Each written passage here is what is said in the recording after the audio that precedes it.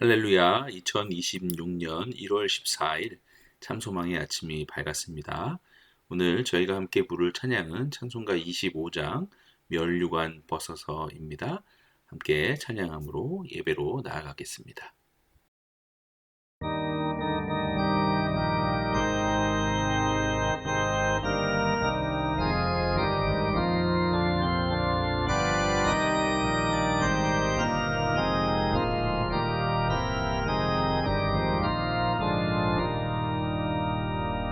멸류관 벗어서 주 앞에 들이세 저 천사 기쁜 노래가 온 땅에 퍼지네 내 혼악 깨어서 주 찬송하여라 온 백성 죄를 속하신 만왕의 왕일세 멸류관 벗어서 주 앞에 들이세 그 손과 몸의 상처가 영광 중 빛나네 하늘의 천사도 그 영광 보고서 고난의 신비할고자 늘 흥모하도다.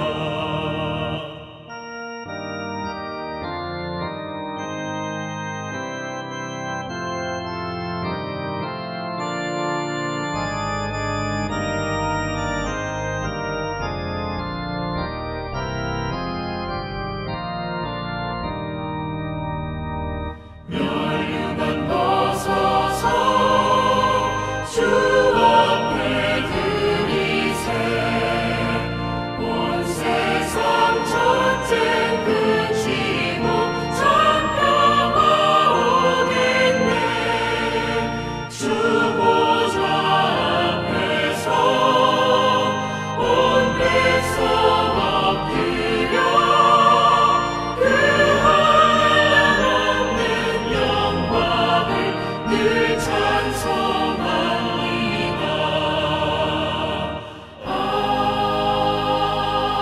아멘.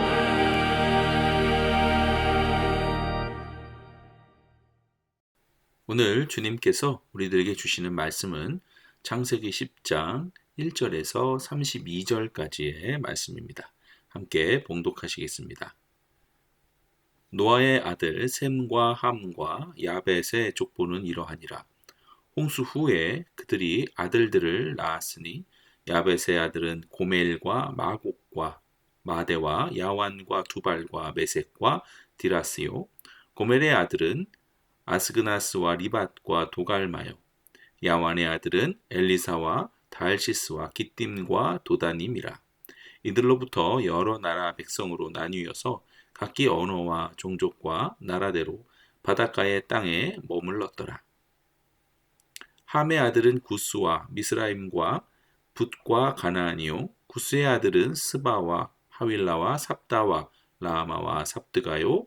라마의 아들은 스바와 느단이며 구스가 또 니무롯을 낳았으니 그는 세상의 첫 용사라. 그가 여호와 앞에서 용감한 사냥꾼이 되었으므로 속담에 이르기를 아문은 여호와 앞에 니무롯같이 용감한 사냥꾼이로다 하더라. 그의 나라는 시날 땅의 바벨과 에렉과 악갓과 갈레에서 시작되었으며 그가 그 땅에서 아수르로 나아가 니느웨와 르호보딜과 갈라와 및 니느웨와 갈라 사이에 레센을 건설하였으니 이는 큰 성읍이라. 미스라임은 루딤과 아나밈과 르하빔과 낫두힘과 바드루심과 가슬루힘과 갑도림을 낳았더라. 가슬루임에게서 블레셋이 나왔더라. 가나안은 장자 시돈과 헷을 낳고 또 여부스 족속과 아모리 족속과 기르가스 족속과 히위 족속과 알과 족속과 신 족속과 아르왓 족속과 스말 족속과 하맛 족속을 낳았더니 이후로 가나안 자손의 족속이 흩어져 나아갔더라. 가나안의 경계는 시돈에서부터 그라를 지나 가사까지와 소돔과 고모라와 아드마와 스보임을 지나 라사까지였더라. 이들은 함의 자손이라 각기 족속과 언어와 지방과 나라대로였더라. 셈은 에벨 온 자손의 조상이요 야벳의 형이라.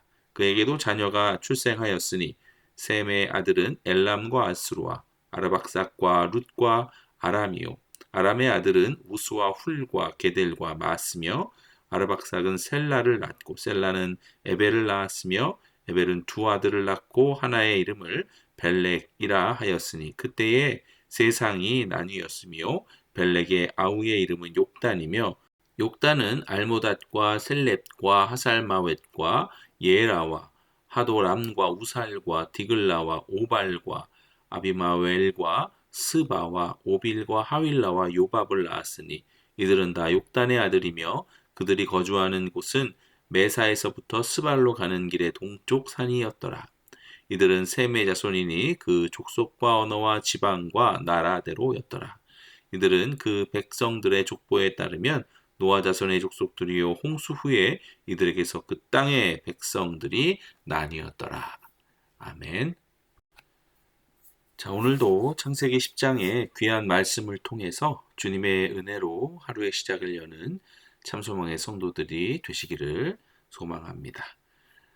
창세기 10장은 노아의 세 아들, 그러니까 야벳, 그리고 함, 셈을 통해 온 땅의 인류가 어떻게 확산되었는지를 보여주는 그 계보를 기록하고 있습니다. 이 노아의 세 아들의 계보를 통해서 나뉜 각 민족들에 대해서 오늘 본문 말씀을 통해 살펴보도록 하겠는데요.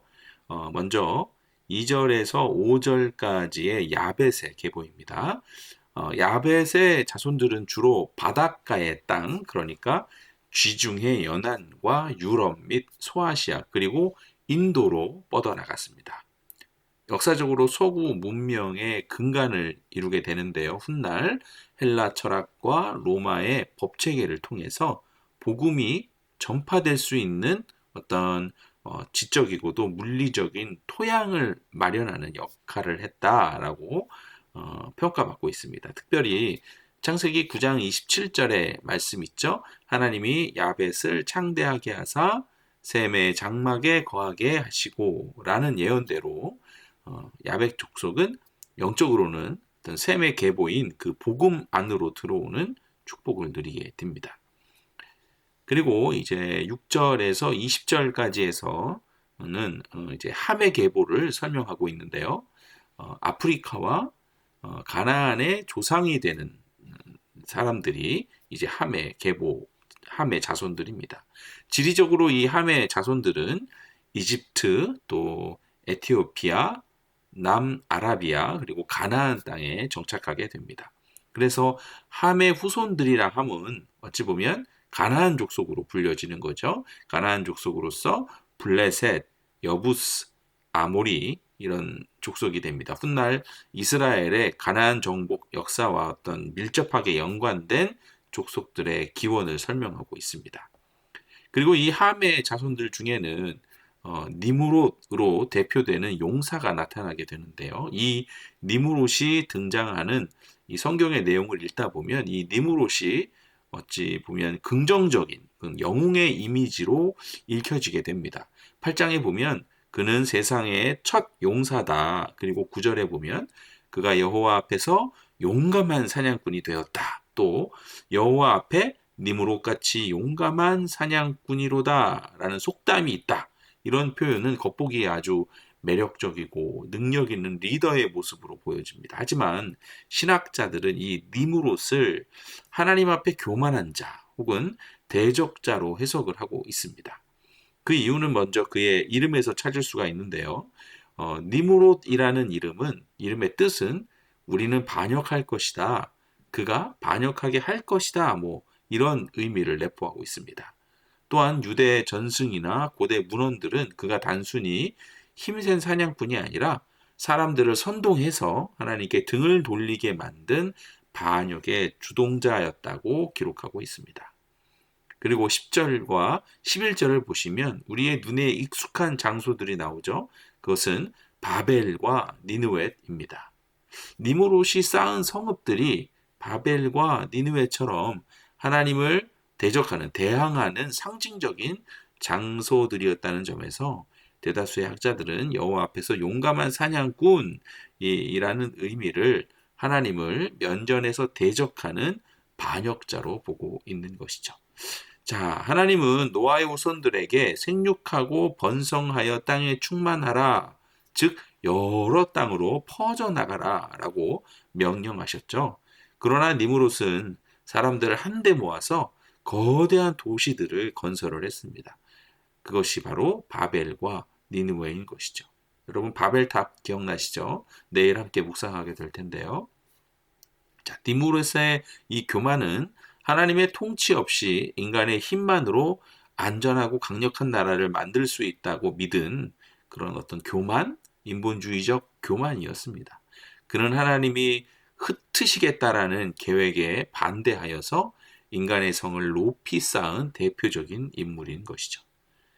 자, 이제 21절에서 31절에서 말하고 있는 셈의 계보입니다.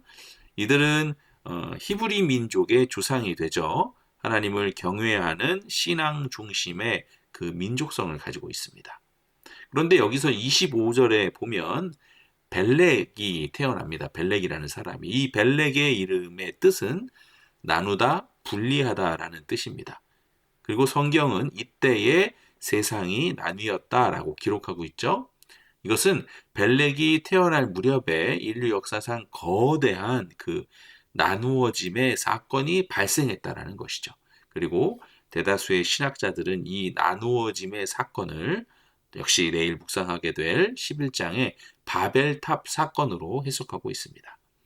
이렇게 히브리 민족의 조상이 되는 셈의 후손들은 하나님의 계시를 기록하고 또 보존하는 역할을 맡았습니다. 아브라함의 조상이기도 한 이 셈의 계보는 세상을 구원할 그 언약의 씨앗을 품고 나아가는 구속사의 주인공 역할을 수행하게 되는 것이죠. 자, 여기까지가 오늘 본문의 내용이었습니다. 이 내용을 통해 몇 가지 은혜를 함께 나누고자 합니다. 자, 여러분, 홍수 심판 이후에 하나님께서는 노아의 아들들을 통해서 다시금 인류를 번성하게 하셨습니다. 본문 1절을 보니까 홍수 후에 그들이 아들들을 낳았으니 라고 시작하고 있죠. 오늘날 온 인류가 인종과 어떤 신체적인 특징은 다 다르죠. 색깔도 다르고 특징이 다 달라요. 그러나 우리는 근본적으로는 아담과 그리고 또 노아에게서 나온 한 가족이라는, 한 민족이라는 거죠. 그러나 함의 자손 중 니무롯이라는 인물이 등장합니다. 그는 세상의 첫 용사였고 어떤 특별한 용감한 사냥꾼이었습니다. 그러나 신학자들은 그가 여호와 앞에서 사냥꾼이었다라는 말을 하나님을 대적하여 폭력을 휘두른 자로 해석합니다. 그는 바벨론과 니느웨 같은 거대 도시를 세우면서 자신의 힘을 과시한 것이죠. 하나님은 온 땅에 충만하라고 하셨지만 니무롯은 자신의 이름을 내기 위해 바벨과 니느웨 같은 거대 도시들을 건설하며 사람들을 모았어요. 이는 하나님 없이도 우리끼리 잘 살 수 있다라는 그 인간들의 교만의 시작이었습니다. 니무롯이 세운 바벨 문명은 결국 복잡한 것으로, 혼돈으로 끝을 맺게 되죠. 여러분, 그렇습니다. 니무롯처럼 세상의 권력과 힘을 의지하여 하나님을 대적하는 삶은 결국 심판 아래 놓이게 됩니다. 우리는 나의 능력보다 나를 다스리는 하나님의 주권을 먼저 인정하는 그런 겸손한 성도가 되어야 할 줄 믿습니다. 그리고 성경은 셈의 계보를 마지막에 배치함으로써 구속사의 주인공이 누구인지를 분명히 하고 있어요. 셈의 후손인 에벨은 건너온 자라는 뜻이 되는데 훗날 히브리 민족의 기원이 됩니다. 함의 자손들이 세상에 성읍을 쌓을 때 셈의 자손들은 하나님의 계시와 언약을 보존하는 그 신앙의 장막을 지켜낸 것이죠. 이 셈의 계보를 통해서 민족의 조상 아브라함이 나오고 마침내 인류를 구원하실 예수 그리스도가 탄생하시는 것입니다. 하나님은 세상의 화려한 용사 니무롯이 아니라 하나님을 경외하는 셈의 장막을 통해 구원의 역사를 이어가셨습니다. 창세기 10장은 우리에게 이렇게 질문하는 것 같아요. 당신은 니무롯처럼 세상의 성을 높이 쌓으며 하나님을 대적하는 삶을 살고 싶습니까? 아니면 그렇게 살고 있습니까? 아니면 셈의 계보처럼 하나님의 언약을 붙들고 그렇게 건너가는 인생의 삶을 사는 그런 인생을 살고 있습니까? 우리는 세상의 용사가 될 필요는 없습니다.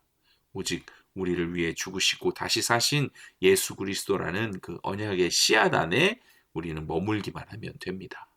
오늘 하루도 그 언약의 씨앗 안에 머물기를 소망하는 모든 성도들에게 하나님의 은혜와 사랑과 성령의 동행하심이 넘치기를 주님의 이름으로 축원드립니다.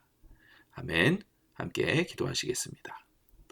사랑과 은혜가 풍성하신 하나님 아버지 감사를 드립니다. 우리는 지금 세상의 화려함 속에 살아가고 있습니다. 하지만 우리는 하나님의 언약을 끝까지 붙들었던 그 셈의 후손들처럼 언약의 씨앗이신 예수 그리스도 안에 머물기를 간절히 소망합니다. 우리 안에 혹 니무롯 같은 그런 교만이 있지 않은지 항상 점검하게 하시고 오직 하나님의 주권을 먼저 인정하는 겸손한 성도들이 되기를 원합니다. 오늘 하루 우리가 딛는 모든 발걸음이 주님의 구원 역사를 이어가는 복된 통로가 되기를 간절히 소망하면서 우리의 참된 소망 되시는 예수 그리스도의 이름으로 기도드립니다. 아멘.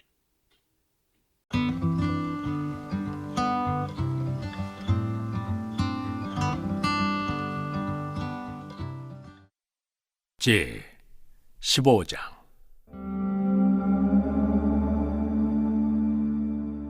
이후에 여호와의 말씀이 환상 중에 아브라함에게 임하여 이르시되 아브라함아 두려워하지 말라. 나는 네 방패요 너의 지극히 큰 상급이니라. 아브라함이 이르되 주 여호와여 무엇을 내게 주시려 하나이까? 나는 자식이 없사오니 나의 상속자는 이 다메섹 사람 엘리에셀이니이다. 아브라함이 또 이르되 주께서 내게 씨를 주지 아니하셨으니 내 집에서 길린 자가 내 상속자가 될 것이니이다. 여호와의 말씀이 그에게 임하여 이르시되 그 사람이 네 상속자가 아니라 네 몸에서 날 자가 네 상속자가 되리라 하시고 그를 이끌고 밖으로 나가 이르시되 하늘을 우러러 뭇별을 셀 수 있나 보라. 또 그에게 이르시되 네 자손이 이와 같으리라. 아브라함이 여호와를 믿으니 여호와께서 이를 그의 의로 여기시고 또 그에게 이르시되 나는 이 땅을 내게 주어 소유를 삼게 하려고 너를 갈대아인의 우르에서 이끌어낸 여호와니라. 그가 이르되 주 여호와여 내가 이 땅을 소유로 받을 것을 무엇으로 알리이까? 여호와께서 그에게 이르시되 나를 위하여 3년 된 암소와 3년 된 암염소와 3년 된 순양과 산비둘기와 집비둘기 새끼를 가져올지니라. 아브라함이 그 모든 것을 가져다가 그 중간을 쪼개고 그 쪼갠 것을 마주 대하여 놓고 그 새는 쪼개지 아니하였으며 솔개가 그 사체 위에 내릴 때에는 아브라함이 쫓았더라.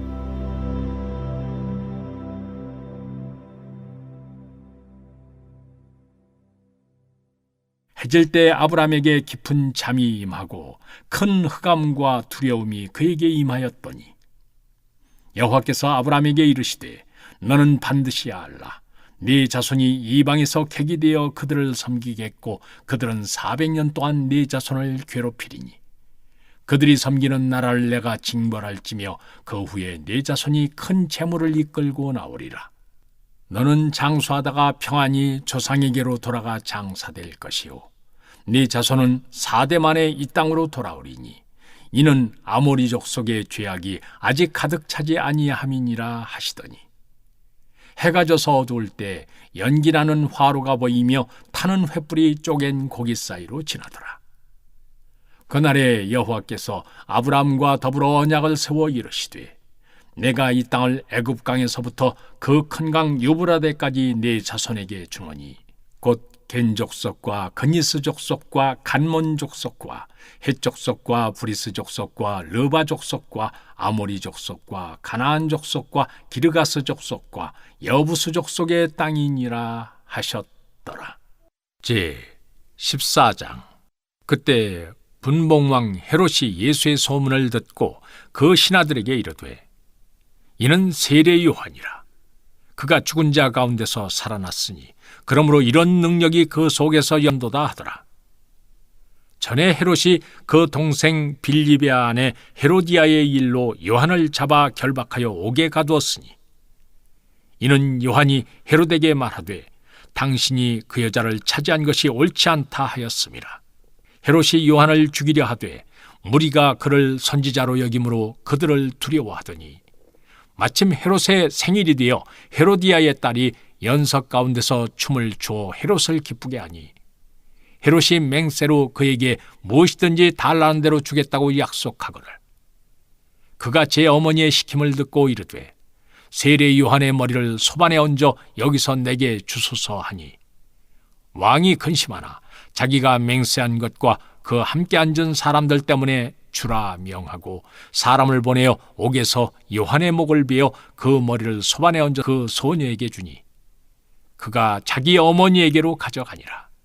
요한의 제자들이 와서 시체를 가져다가 장사하고 가서 예수께 아뢰니라.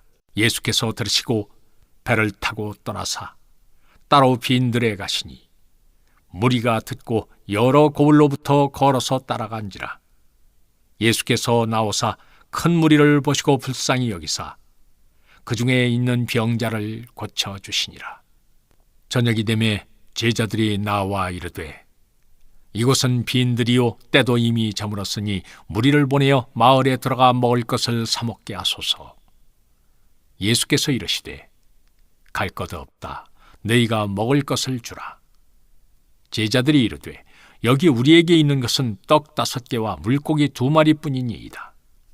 이르시되 그것을 내게 가져오라 하시고 무리를 명하여 잔디 위에 앉히시고 떡 5개와 물고기 2마리를 가지사 하늘을 우러러 축사하시고 떡을 떼어 제자들에게 주시매 제자들이 무리에게 주니 다 배불리 먹고 남은 조각을 12바구니에 차게 거두었으며 먹은 사람은 여자와 어린이 외에 5,000명이나 되었더라. 예수께서 즉시 제자들을 재촉하사 자기가 무리를 보내는 동안에 배를 타고 앞서 건너편으로 가게 하시고 무리를 보내신 후에 기도하러 따로 산에 올라가시니라. 저물매 거기 혼자 계시더니 배가 이미 육지에서 수리나 떠나서 바람이 거스름으로 물결로 말미암아 고난을 당하더라. 밤 사경에 예수께서 바다 위로 걸어서 제자들에게 오시니 제자들이 그가 바다 위로 걸어오심을 보고 놀라 유령이라 하며 무서워하여 소리 지르거늘 예수께서 즉시 이르시되 안심하라. 나니 두려워하지 말라. 베드로가 대답하여 이르되 주여 만일 주님이시거든 나를 명하사 물 위로 오라 하소서 하니 오라 하시니 베드로가 배에서 내려 물 위로 걸어서 예수께로 가되 바람을 보고 무서워 빠져가는지라 소리질러 이르되 주여 나를 구원하소서 하니 예수께서 즉시 손을 내밀어 그를 붙잡으시며 이르시되 믿음이 작은 자여 왜 의심하였느냐 하시고 배에 함께 오르매 바람이 그치는지라. 배에 있는 사람들이 예수께 절하며 이르되 진실로 하나님의 아들이로소이다 하더라. 그들이 건너가 게네사렛 땅에 이르니 그곳 사람들이 예수이신 줄을 알고 그 근방에 두루 통제하여 모든 병든 자를 예수께 데리고 와서 다만 예수의 옷자락이라도 손을 대게 하시기를 간구하니 손을 대는 자는 다 나음을 얻으니라. 제 4장. 산발랏이 우리가 성을 건축한다 함을 듣고 크게 분노하여 유다 사람들을 비웃으며 자기 형제들과 사마리아 군대 앞에서 일러 말하되 이 미약한 유다 사람들이 하는 일이 무엇인가? 스스로 견고하게 하려는가? 제사를 드리려는가? 하루의 일을 마치려는가? 불탄 돌을 흙무더기에서 다시 일으키려는가 하고 암몬 사람 도비아는 곁에 있다가 이르되 그들이 건축하는 돌 성벽은 여우가 올라가도 곧 무너지리라 하더라. 우리 하나님이여 들으시옵소서. 우리가 업신여김을 다하나이다. 원하건대 그들이 욕하는 것을 자기들의 머리에 돌리사 노략거리가 되어 이방에 사로잡히게 하시고 주 앞에서 그들의 악을 덮어두지 마시며 그들의 죄를 도말하지 마옵소서. 그들이 건축하는 자 앞에서 주를 노하시게 하였음이니이다 하고 이에 우리가 성을 건축하여 전부가 연결되고 높이가 절반에 이르렀으니 이는 백성이 마음 들여 일을 하였음이니라. 산발랏과 도비아와 아라비아 사람들과 암몬 사람들과 아스돗 사람들이 예루살렘 성이 중수되어 그 허물어진 틈이 메꾸어져 간다 함을 듣고 심히 분노하여 다 함께 꾀하기를 예루살렘으로 가서 치고 그것을 요란하게 하자 하기로 우리가 우리 하나님께 기도하며 그들로 말미암아 파수꾼을 두어 주야로 방비하는데 유다 사람들은 이르기를 흙무더기가 아직도 많거늘 짐을 나르는 자의 힘이 다 빠졌으니 우리가 성을 건축하지 못하리라 하고 우리의 원수들은 이르기를 그들이 알지 못하고 보지 못하는 사이에 우리가 그들 가운데 달려들어가서 살육하여 역사를 그치게 하리라 하고 그 원수들의 근처에 거주하는 유다 사람들도 그 각처에서 와서 10번이나 우리에게 말하기를 너희가 우리에게로 와야 하리라 하기로 내가 성벽 뒤에 낮고 넓은 곳에 백성이 그들의 종족을 따라 칼과 창과 활을 가지고 서 있게 하고 내가 돌아본 후에 일어나서 귀족들과 민장들과 남은 백성에게 말하기를 너희는 그들을 두려워하지 말고 지극히 크시고 두려우신 주를 기억하고 너희 형제와 자녀와 아내와 집을 위하여 싸우라 하였느니라. 우리의 대적이 우리가 그들의 의도를 눈치챘다 함을 들으니라. 하나님이 그들의 꾀를 피하셨으므로 우리가 다 성에 돌아와서 각각 일하였는데 그때로부터 내수아 사람들의 절반은 일하고 절반은 갑옷을 입고 창과 방패와 활을 가졌고 민장은 유다 온 족속의 뒤에 있었으며 성을 건축하는 자와 짐을 나르는 자는 다 각각 한 손으로 일을 하며 한 손에는 병기를 잡았는데 건축하는 자는 각각 허리에 칼을 차고 건축하며 나팔 부는 자는 내 곁에 섰었느니라. 내가 귀족들과 민장들과 남은 백성에게 이르기를 이 공사는 크고 넓음으로 우리가 성에서 떨어져 거리가 먼즉 너희는 어디서든지 나팔 소리를 듣거든 그리로 모여서 우리에게로 나오라. 우리 하나님이 우리를 위하여 싸우시리라 하였느니라. 우리가 이같이 공사하는데 무리의 절반은 동틀 때부터 별이 나기까지 창을 잡았으며 그때 내가 또 백성에게 말하기를 사람마다 그 종자와 함께 예루살렘 안에서 잘지니 밤에는 우리를 위하여 파수하겠고 낮에는 일하리라 하고 나나 내 형제들이나 종자들이나 나를 따라 파수하는 사람들이나 우리가 다 우리의 옷을 벗지 아니하였으며 물을 기르러 갈 때에도 각각 병기를 잡았느니라. 사도행전 14장. 이에 이고니온에서 두 사도가 함께 유대인의 회당에 들어가 말하니 유대와 헬라의 허다한 무리가 믿더라. 그러나 순종하지 아니하는 유대인들이 이방인들의 마음을 선동하여 형제들에게 악감을 품게 하거늘 두 사도가 오래 있어 주를 힘입어 담대히 말하니 주께서 그들의 손으로 표적과 기사를 행하게 하여 주사 자기 은혜의 말씀을 증언하시니 그 시내의 무리가 나뉘어 유대인을 따르는 자도 있고 두 사도를 따르는 자도 있는지라. 이방인과 유대인과 그 관리들이 두 사도를 모욕하며 돌로 치려고 달려드니 그들이 알고 도망하여 루가오니아의 두 성 루스드라와 더베와 그 근방으로 가서 거기서 복음을 전하니라. 루스드라에 발을 쓰지 못하는 한 사람이 앉아 있는데 나면서부터 걷지 못하게 되어 걸어본 적이 없는 자라. 바울이 말하는 것을 듣거늘 바울이 주목하여 구원받을 만한 믿음이 그에게 있는 것을 보고 큰 소리로 이르되 네 발로 바로 일어서라 하니 그 사람이 일어나 걷는지라.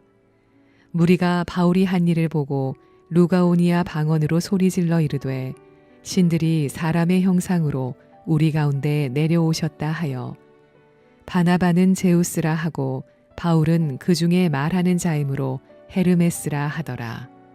시외 제우스 신당의 제사장이 소와 화환들을 가지고 대문 앞에 와서 무리와 함께 제사하고자 하니 두 사도 바나바와 바울이 듣고 옷을 찢고 무리 가운데 뛰어들어가서 소리질러 이르되 여러분이여 어찌하여 이러한 일을 하느냐.